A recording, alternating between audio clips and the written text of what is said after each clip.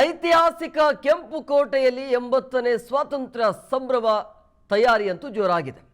ಸ್ವಾತಂತ್ರ್ಯ ದಿನಾಚರಣೆಗೆ ಕೆಂಪು ಕೋಟೆಯಲ್ಲಿ ಸಕಲ ಸಿದ್ಧತೆ ನಡೀತಾ ಇದೆ. ಸ್ವಾತಂತ್ರ್ಯ ದಿನಾಚರಣೆ ಇರುವಂತಹ ಹಿನ್ನೆಲೆಯಲ್ಲಿ ಕೆಂಪು ಕೋಟೆ ಸುತ್ತಮುತ್ತಲೂ ಈಗ ಕಟ್ಟೆಚ್ಚರವನ್ನು ವಹಿಸಲಾಗಿದೆ. ಪೊಲೀಸರನ್ನ ನಿಯೋಜಿಸಿ ಹದ್ದಿನ ಕಣ್ಣು ಇಟ್ಟಿರೋದು ಹಿರಿಯ ಅಧಿಕಾರಿಗಳು. 13ನೇ ಬಾರಿ ಧ್ವಜಾರೋಹಣವನ್ನು ಮಾಡಲಿದ್ದಾರೆ ಪ್ರಧಾನಿ ನರೇಂದ್ರ ಮೋದಿ ಅವರು.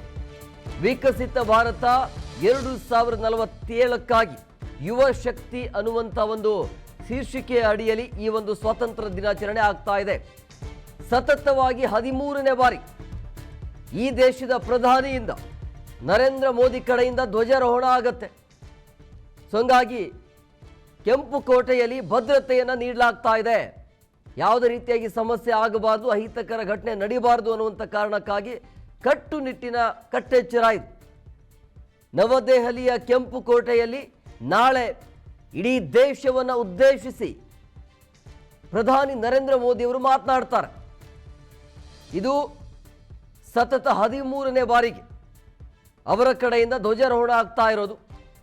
ಇದು ಕೂಡ ಐತಿಹಾಸಿಕ ಹೊಸ ಮೈಲಿಗಲ್ಲು ಮೋದಿ ಕಡೆಯಿಂದ.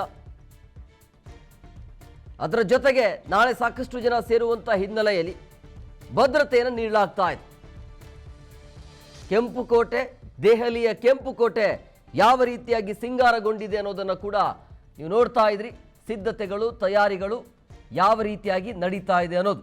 13ನೇ ಬಾರಿ ಧ್ವಜಾರೋಹಣವನ್ನು ಮಾಡಲಿದ್ದಾರೆ ಈ ದೇಶದ ಪ್ರಧಾನಿ ನರೇಂದ್ರ ಮೋದಿ ಅವರು. 80ನೇ ಸ್ವಾತಂತ್ರ್ಯ ದಿನಾಚರಣೆ ಇರುವಂಥ ಹಿನ್ನೆಲೆಯಲ್ಲಿ ನಮಗೆ ಸ್ವಾತಂತ್ರ್ಯ ಬಂದು 80 ವರ್ಷ ಆಯಿತು.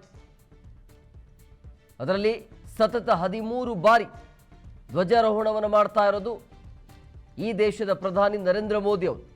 ಸಹಜವಾಗಿ ಕುತೂಹಲ ಇದೆ, ನಾಳೆ ಏನೆಲ್ಲ ಮಾತನಾಡ್ತಾರೆ. ಇಡೀ ದೇಶವನ್ನು ಉದ್ದೇಶಿಸಿ ಮೋದಿ ಕಡೆಯಿಂದ ಮಾತು ಶುರುವಾಗತ್ತೆ. ಎಲ್ಲರೂ ಕೂಡ ಕಾಯ್ತಾ ಇರುವಂಥದ್ದು, ವೇಟ್ ಮಾಡ್ತಾ ಇರುವಂಥ ಕ್ಷಣ ಅದು ನಾಳೆ. ಇಡೀ ದೇಶದಾದ್ಯಂತ ಸಂಭ್ರಮ ಅಂತೂ ಮನೆ ಮಾಡಿರುತ್ತೆ, ಅದು ಬೇರೆ ಮಾತು.